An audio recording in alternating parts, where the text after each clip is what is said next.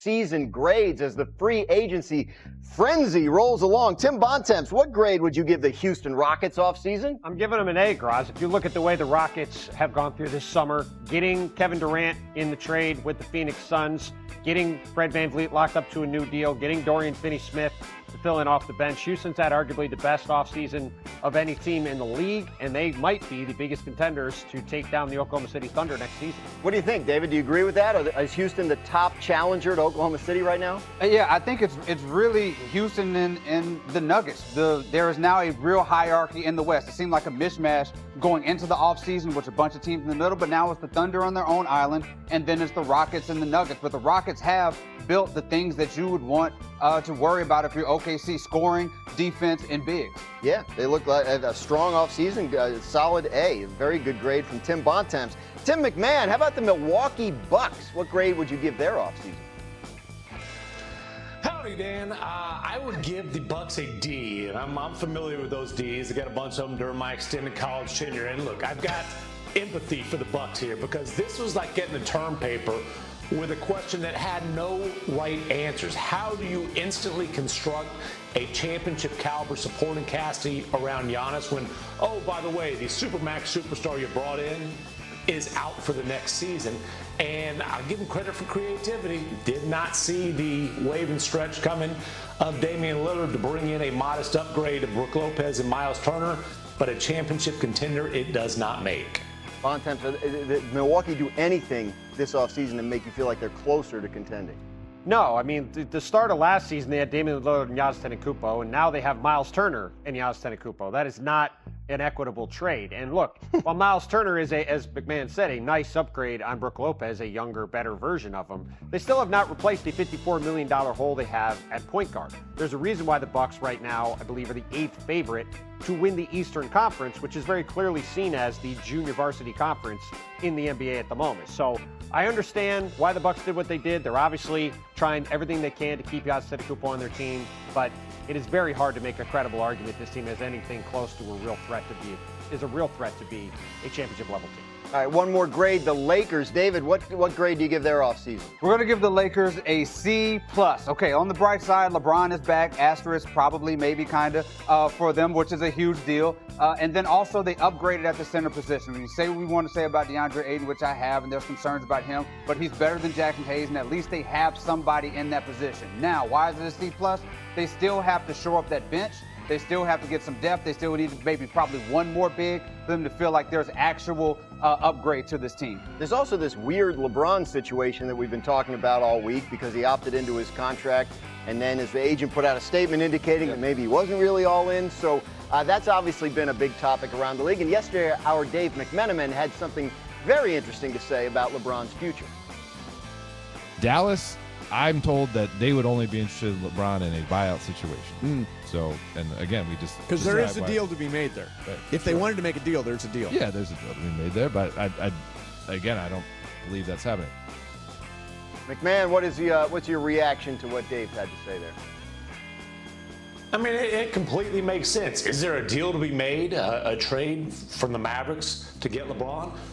You could punch it up in the trade machine. All the Mavericks have to do is completely gut their rotation, give up guys like Daniel Gafford and P.J. Washington, maybe a Najee Marshall, Max Christie, whatever.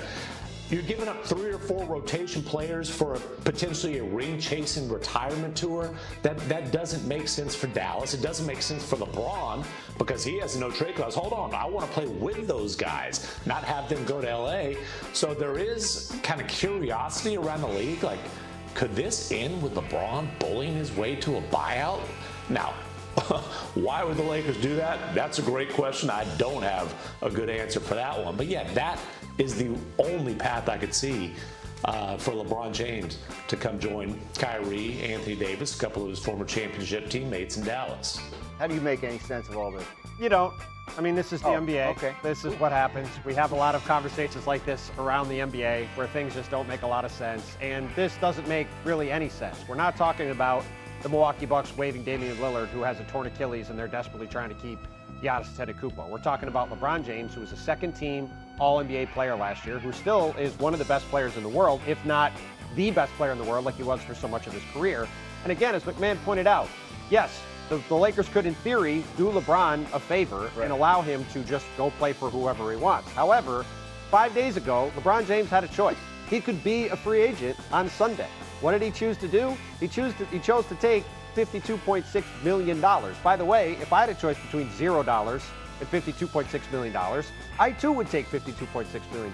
So I understand why LeBron James opted into his contract. However, by opting into his contract, the Lakers now have one of the 10 to 15 best players on the planet under contract for the 2025-26 season, when, by the way, they have Luka Doncic, one of the 5 best players on the planet, under contract and on their team. So you would think the Lakers would love to have 2 of the best players on the planet playing together on their team next season, which last season when they were together, they won 50 games and were a top 4 seed in the Western Conference. So I would say that's how this is still going to end. But until, as you have said, Dan, repeatedly this week, we get something from LeBron or the Lakers saying LeBron James is going to be a Laker next season, we're going to continue to have this kind of discussion. It's just kind of hanging out there, right? And we can talk all about how it's not realistic and all the kind. But I mean, I want to ask about the Luka end of it, right? We're talking about this is a team that has to build around Luka for the future, regardless of what happens with LeBron, how much longer he wants to play, all that kind of stuff. So if you're looking at it from his perspective, what's your read on the LeBron situation? Well, imagine the Lakers going to Luka and saying, hey, we bought out LeBron James, saying, okay, Luka says, well, what does that mean for me? And they said, well, your second best player is Austin Reeves, your third best player is DeAndre Ayton. We got nothing back for LeBron James. We're going to pay this dude $50 million to go to the Dallas Mavericks team and make that team better because we know how much you love the Dallas Mavericks right now. There is absolutely no sell for this, especially when you're thinking about the fact that Luka Doncic has to be, he's got to come back to his Lakers team after a year. They have to convince this dude to stay. And saying that we're paying for LeBron James to go somewhere else to make LeBron James happy and to make your team worse, to make your next year probably hell, is probably not going to work out for Luka Doncic. We have talked a ton about this decision LeBron James made on Sunday. Yeah. The biggest decision of the Laker offseason was not whether LeBron James opted in or out of his contract on Sunday. It's whether or not Luka Doncic decides to extend his contract or not on August 2nd when he is eligible to do so.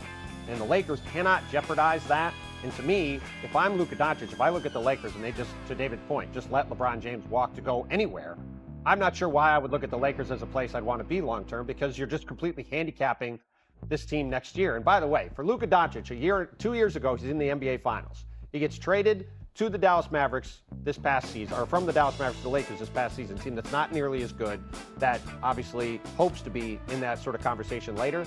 If LeBron James now walks away and he goes from being in the finals to now being on a team that's all but certainly going to be in the lottery next year, that would be, to me, just a wild set of circumstances for one of the best players in the league. McMahon, quick final word on this for now.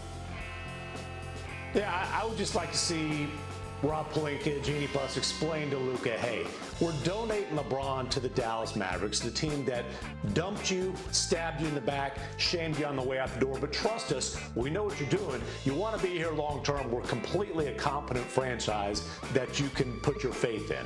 Amazing sales pitch. I'd like to hear that conversation. Yeah, so an amazing sales pitch. Maybe we'll get more information this weekend than we got